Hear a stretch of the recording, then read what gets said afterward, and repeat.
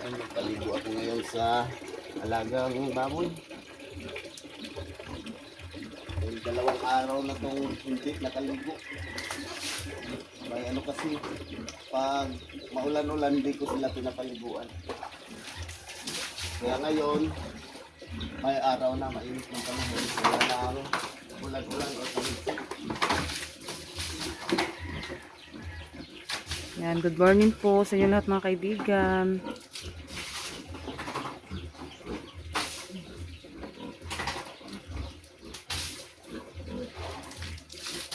Maligo muna tayo sa mga alagang baboy.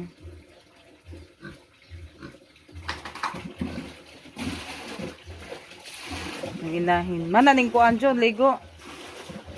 Hap ana. Ay binakog naman na to. Pabugnaw sa adik, pabugnaw. Yan, mamaya na natin lapitan. Mga kaibigan, yan, nakaligo na po yung baboy. Malaki na siya mga kaibigan. Dako na. Nandoon naman si Junjun sa kabila.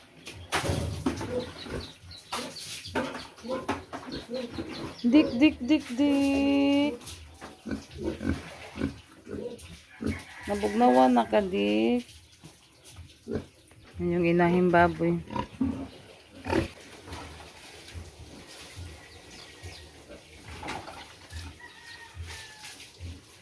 Ano din baboy yan eh.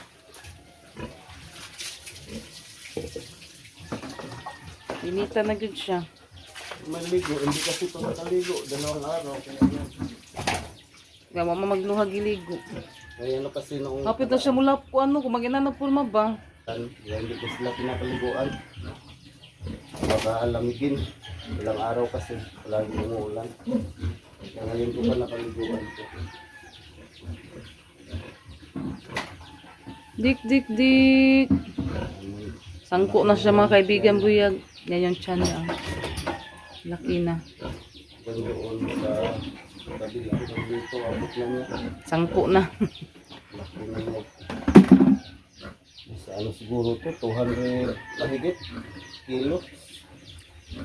Kapayat lang yan kapag ano na, mga anak. Lalo na pag unang buwan pa lang maano siya magbubuntis. Yung pinapakain ko, kunti lang doon. Para hindi mano yung similya sa breeder. Pag mataba kasi malulusaw yung similya ng breeder.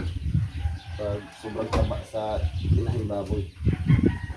Kaya kailangan siyang yan sa pagkain. Ano ba, yung pakunti-kunti lang. Pero pag ano na 2 months pataas, pwede na damihan yung pagkain niya. Kasi yung similya, malaki na kasi yan. Pag 1 buwan na, similya na breeder na baboy. Malaki na yan pag 1 month na. Gutom? Gutom pa? Gutom ni gutom pagkuan nahing baboy. Ligo sa pabugnaw. Yung alagang baboy, naligo na. Yan yung isa, hindi pa. Tapos yung may-ari maligo na din. Ano na din siya mga kaibigan. Malaki na din. Yan yung tigligo ko nung hindi pa naligo. Yung unahin pang sa pagligo, yung mga kuan, mga alaga. Ganahan siya sa tubig.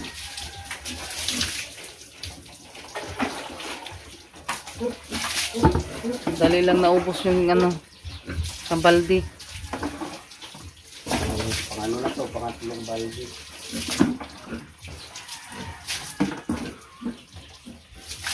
Ilan na siya basta kuan kay di jud muluhag.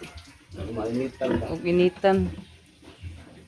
Dik, dik, dik. Siguro to ng ano no? Taasa naman niya buyag. Kasi ng katawan niya. Sangko na kapag magano siya. Mahigit 1 pa yung haba. Laki na ba? Yung taas.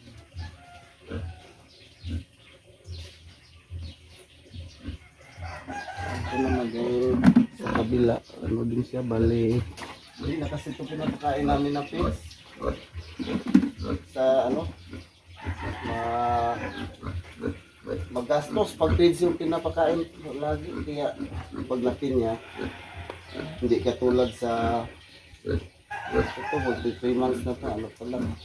Abot kaya ito ng 50 kilos? Lampas na yun eh. Oh. Dako naman siya. Siguro ano, 80 plus. Ganun. Di pa ito makabot ng 80. Di pa? Tinutod pa mga 50. 50. Itimbang na, 80 plus na lagi na. Asi Junjun, dako man gyud. Makuha lang ka kaya na mas gawasan na, dakuan na. Gawin namin itong inahin. Yung hinahawakan ba, yung alagang baboy. Para mano sila. Hindi, Mabutan. o yung, Istoryahan po ko na.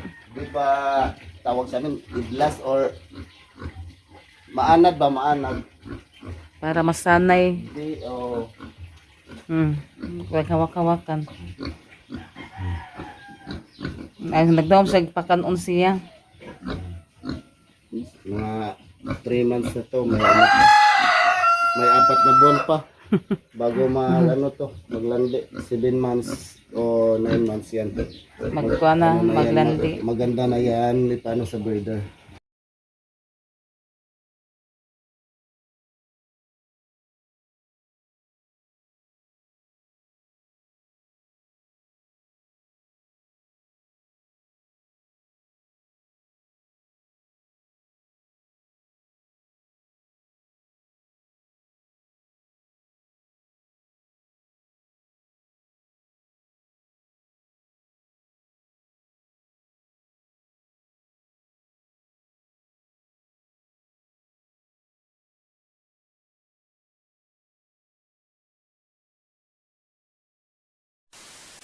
Yung mga kaibigan, magandang hapon po. Mga kaibigan, ano yun ni Junjun yung amuting kahoy. Tignan natin kung may laman na ba.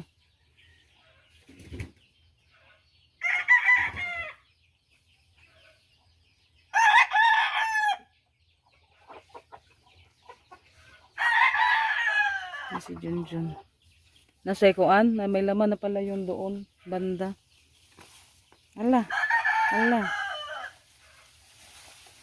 Grabe ko ano yung taasan na.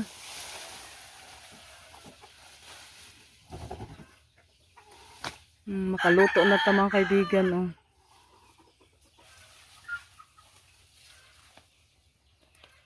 Na makita. Ito. Nagkuhan eh. Magkuha sa usudlanan. Yan, lagyan natin ng gata yan. Nagdala ko ng lagyanan mga kaibigan. Mamaya itanim ko to mamaya. Dagko naman din siya no.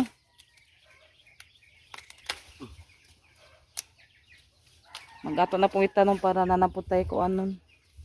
Apila nagagmay dyan. Herbison. Yan, thank you Lord. May ano na naman kami. Kamuting kahoy. Magluluto kami ngayon.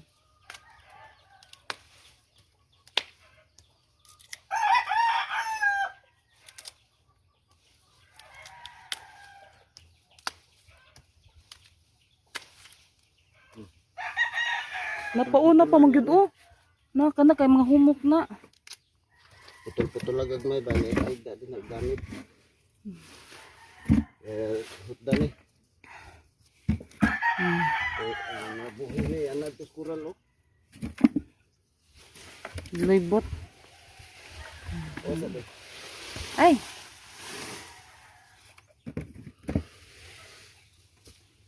Diyan sa naibutan ka kahapon na ato itanong.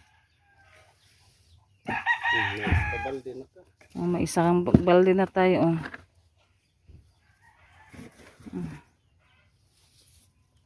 Puno yung balde. Sarap kasi yung ano din. Yung mga maliliit.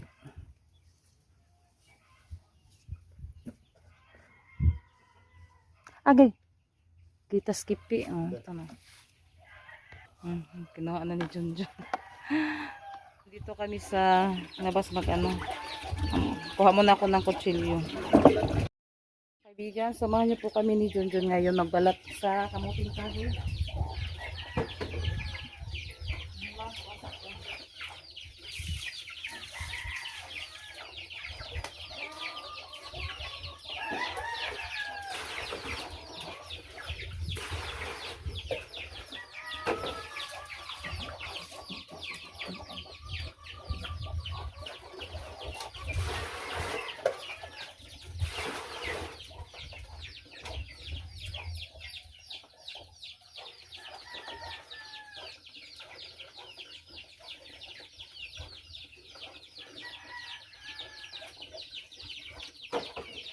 Ito rin po naman.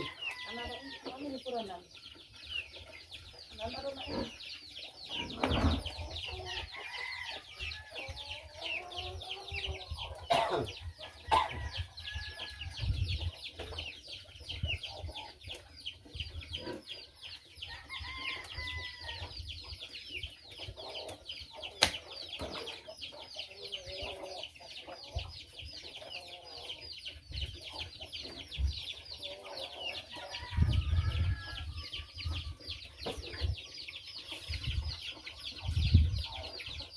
Kuhaan siya nung pagbuhat kasi yun. Yan, doon lang piso.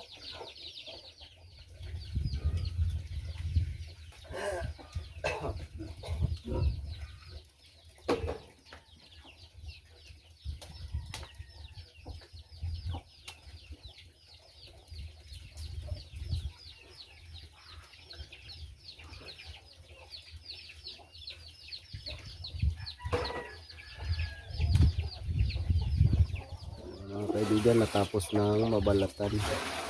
Pinugasan na ni iba. Ano yan? Lagyan na po natin ng brown sugar. Ito.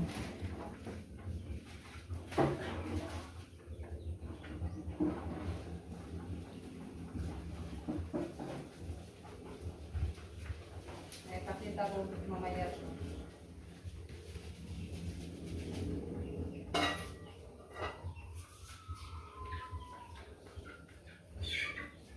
Mga kaibigan, nilagyan ko na po siya ng brown sugar. Mamaya ko na ilagay yung gata. Yan. Tapos, kapag maluto na yun, parisan natin ng kape mga kaibigan. Maghigop tayo ng mainit na kape. Ilagay na rin po natin yung gata.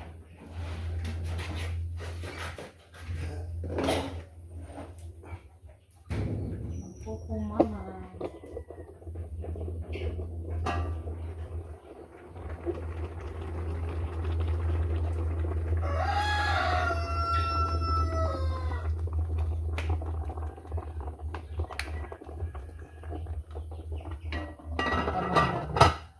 Yan, nagpin ko na ako ng kape. Yan, may coffee mate yan. Yan, namaya snack po tayo. Yan, naluto na po yung ating kamuting kahoy. Snack tayo mga kaibigan. Snack po tayo. Yan, masarap siya kainin kasi may ano pa. Kakaluto lang niya mga kaibigan. Naubos ng sabaw.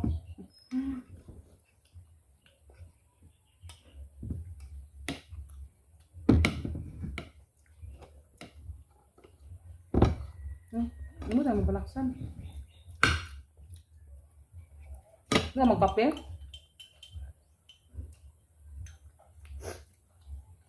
Junjun nagsundo na sa mga estudyante. Main lang siya ng isa. Pagkatapos ko dito, mag-ano na naman ako. Magtanom sa kamuting kahoy para nanaputay kung anong puhon. Harbison.